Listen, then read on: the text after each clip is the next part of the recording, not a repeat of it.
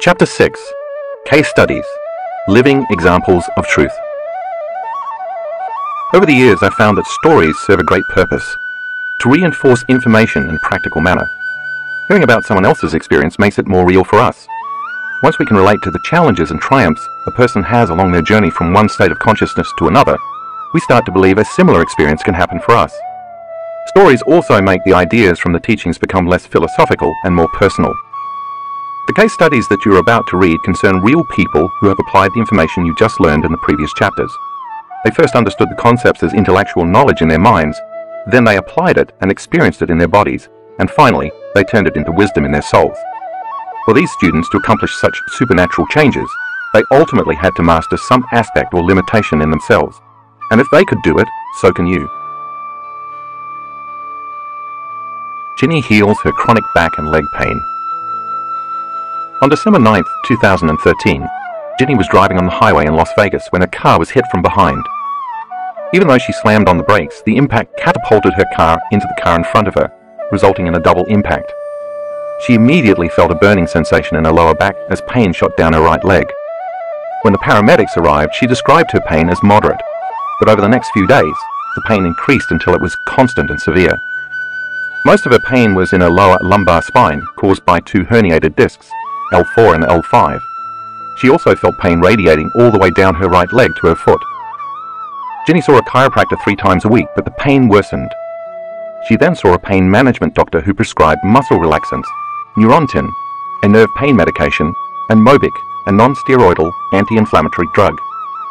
After 9 months, the pain was still intense, so she had injections in her back. They didn't help. As a result, Ginny had difficulty walking and found driving almost impossible. She also had trouble sleeping, managing to get only 4 or 5 hours a night. The constant pain in her lower back became worse when she was sitting, lifting something, or standing for long periods of time.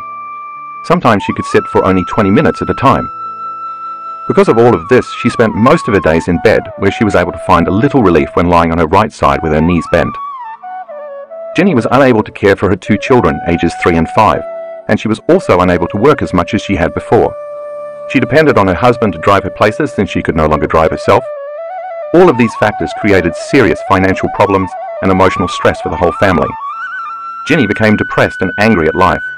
Although she had attended her first workshop with me before the accident and had been doing her meditations, after the accident she stopped meditating regularly because the pain got too severe, and she said she couldn't sit or concentrate. After 2 years, her doctor suggested lumbar surgery to repair the herniated discs. If that didn't work, he said, Ginny could consider additional surgery, including spinal fusion. She decided to go ahead with the initial surgery. In the meantime, Ginny's husband convinced her to attend another one of my advanced seminars in Seattle, which started just 1 week before her surgery date. Staying seated for the flight was painful, but she made it. While Ginny enjoyed seeing her old friends and meeting new ones at the event, she also felt saddened and frustrated because she couldn't muster the same enthusiasm everyone else had. She just wanted to take some painkillers and go to bed. When she was leaving the first night's gathering, her good friend Jill, filled with compassion and hope, said with conviction, "Ginny, you will be healed tomorrow, right here." We started the next day at 6 a.m. Ginny decided to avoid taking any heavy medications so she could be present in the meditations and enjoy the experience. Unfortunately, her pain made it very difficult to focus during the first meditation, and she wondered if the decision to attend had been a mistake.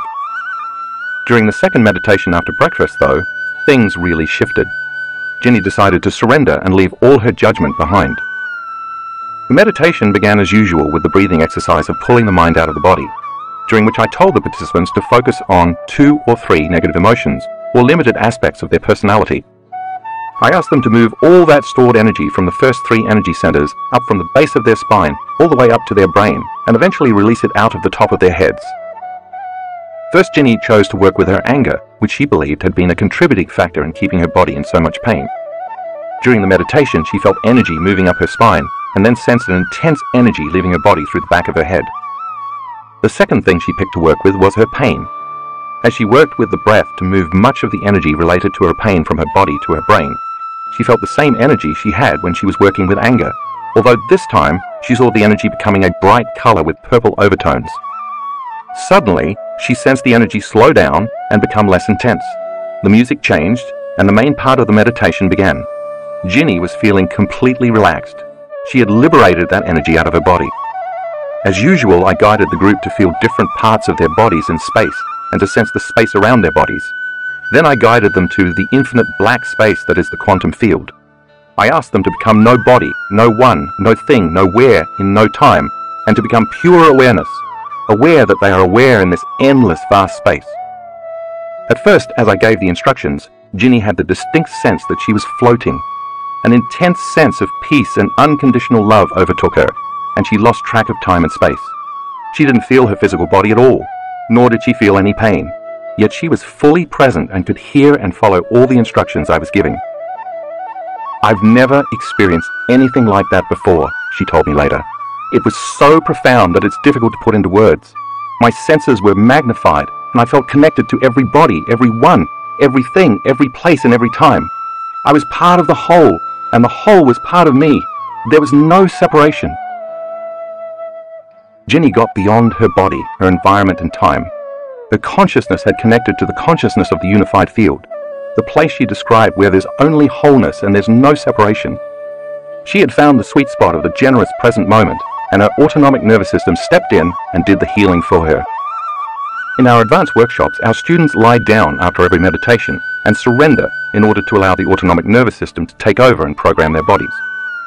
At the end of this meditation, when I asked everyone to come back to their new bodies, Ginny was surprised to discover she felt absolutely no pain as she got up from the floor to stand, a process that she normally would have needed help with.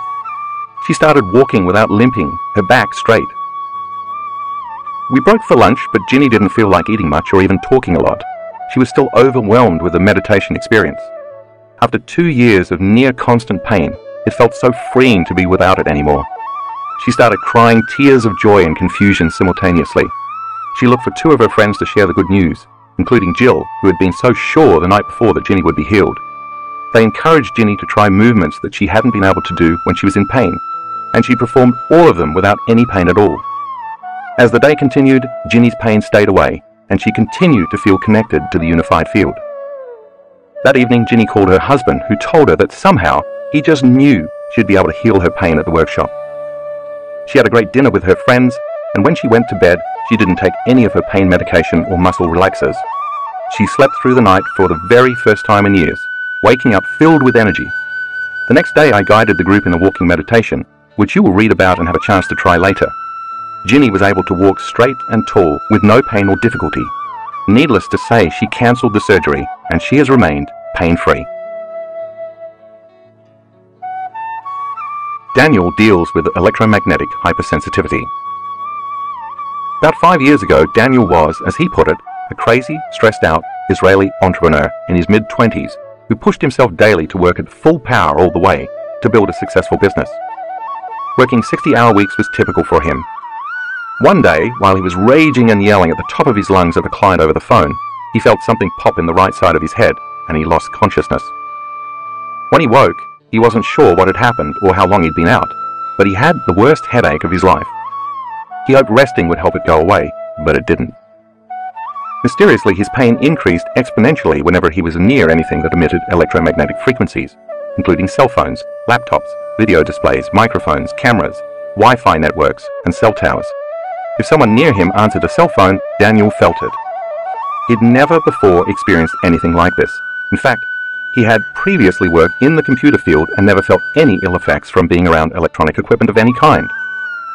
Daniel saw several different doctors and specialists, but none of them could find anything wrong with him. He went through an extensive battery of blood tests, brain scans, and physical examinations, but every one of the studies came back negative. Some of the doctors didn't believe him and even became condescending, rolling their eyes as if Daniel were making up his symptoms. Some wanted to give him antidepressants, but he wouldn't take them. They told him his pain was all in his head, which, of course, it was, but not in the way the doctors meant. Then Daniel started seeing holistic doctors who suspected he had developed a rare condition called electromagnetic hypersensitivity, EHS. While the existence of EHS is still controversial in the medical community, the World Health Organization recognizes the condition.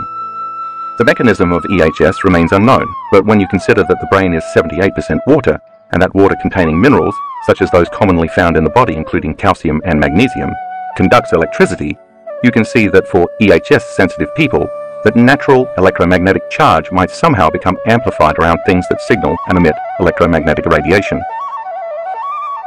Like many others with EHS, Daniel also experienced chronic pain and fatigue in addition to his headaches. He'd sleep for 12 hours and still wake up exhausted. One of the holistic doctors suggested he take 40 nutritional supplements a day to combat the ill effects, but the supplements didn't help. He was still in near constant agony. Before long, Daniel had to close his business. He went into debt and lost everything he had worked so hard to acquire. Finally, he declared bankruptcy and had to move in with his mother. I basically retreated from life, he told me. I was a zombie because I couldn't think, I couldn't focus, I couldn't do anything.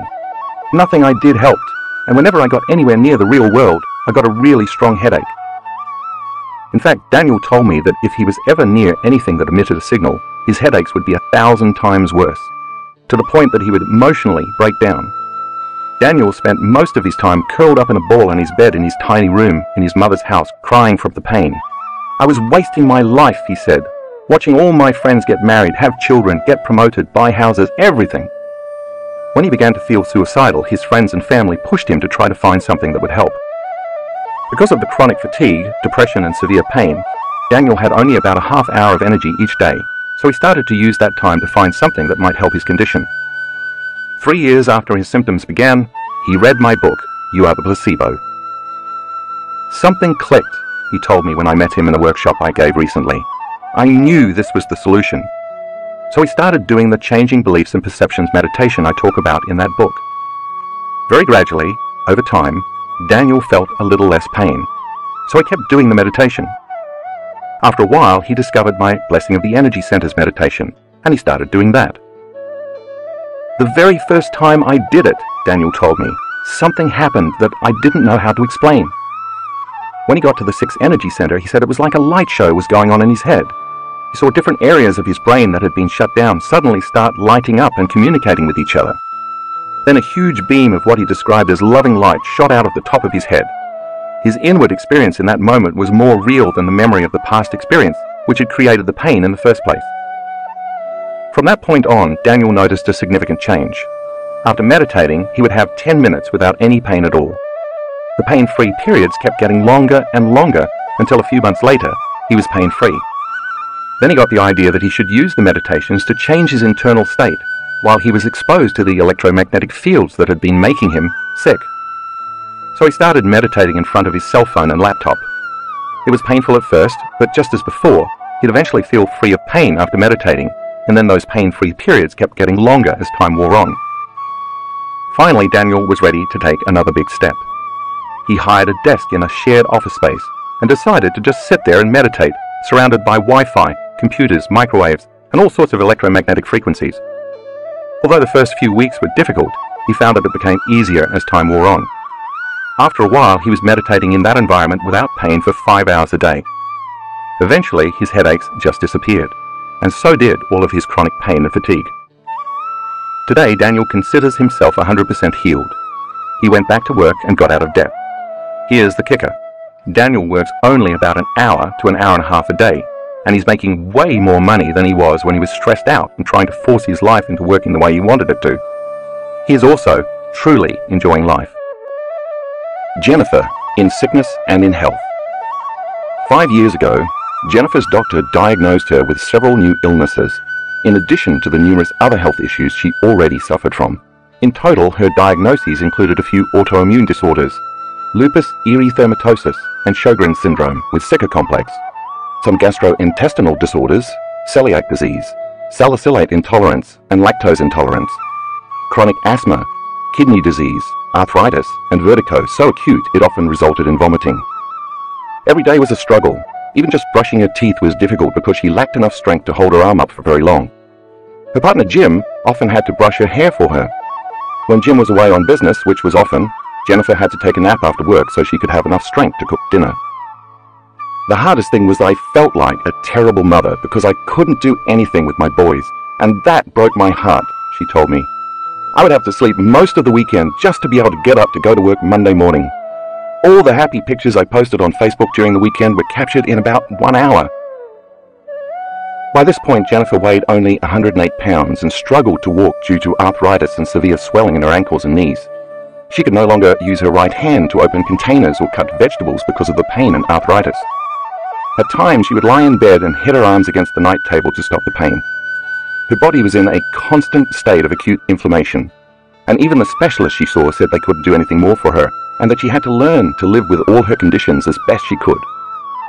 Although she never admitted it to anyone, she feared she might only have a few years left to live. She may have been ready to give up, but Jim wasn't. Every night, Jim devoured books looking for alternative solutions, repeatedly encouraging Jennifer to keep going. Then Jim found You Are the Placebo and read about a woman with a similar condition who was able to heal herself. Jennifer and Jim agreed that she had to go to a workshop. 2 months later, in June 2014, Jennifer attended a weekend workshop in Sydney, Australia. She started to feel a bit better and registered for an advanced workshop in Mexico. Unfortunately, around the time she was scheduled to leave for the workshop, she developed an 8.5mm kidney stone, and a doctor refused to let her fly. So she missed it, but she kept doing her meditations, getting up at 4:50 a.m. every day. And when I held the next advanced workshop in Australia the following year, both she and Jim attended. I remember the first night I could hardly make it up the stairs to our room, which was normal for me, she reported. But by the end of the workshop, I was walking around like a healthy person and didn't have to use my asthma medication. The day before we left, Jim said that I was looking so well, I should try some normal food. Apprehensive, I gave it a go, and no adverse effects. No pain, no asthma, no cramps, no headache, nothing. I think it was the best pizza I've ever had. When she did her meditations, Jennifer really gave it her all. She repeatedly tuned in to the potential of health and felt an abundance of energy throughout her body that could carry her all day long. In the meditation, when I asked the students to live from that new state of being, she imagined her feet hitting the ground and heard her breath as she joyfully ran. By the end of her meditation, she was crying tears of joy. Eventually, Jennifer conditioned her body to forget what illness feels like, look like, sound like, and tastes like by raising her energy, changing her frequency, reconditioning her body to a new mind, and signaling new genes to repair her body. Now I eat normal foods, she reports, and I haven't used my asthma medication since June 2015. I can walk up to 10 miles a day and lift 45 pounds. I'm training, and my goal is to complete a half marathon, which I will soon do. Felicia overcomes severe eczema. Felicia had intermittently suffered from eczema and skin infections since she was 3 months old. The short-term relief provided by a strict diet and a regime of medications, creams, steroids, antihistamines, antifungals, antibiotics, and so on, never seemed to keep the condition at bay for long. In 2016, as a 34-year-old medical doctor in the United Kingdom, Felicia found herself becoming increasingly frustrated by the limitations of her profession. After a decade of clinical practice where she'd seen more than 70,000 patients, she began to recognize a similar sense of frustration and disconnect emerging from her patients as well. While seeking more satisfying science-based solutions, she came across my work. Intrigued by possibility and hungry for alternative evidence-based ideas and solutions, Felicia signed up for a weekend workshop. The event was life-changing, she says. It gave me the tools to reevaluate and update my previous limited beliefs about myself, as well as what our bodies are truly capable of. The breathing technique was particularly intriguing to her. I must confess, she says, that I remained a little skeptical and held back, not allowing myself to truly surrender to the process.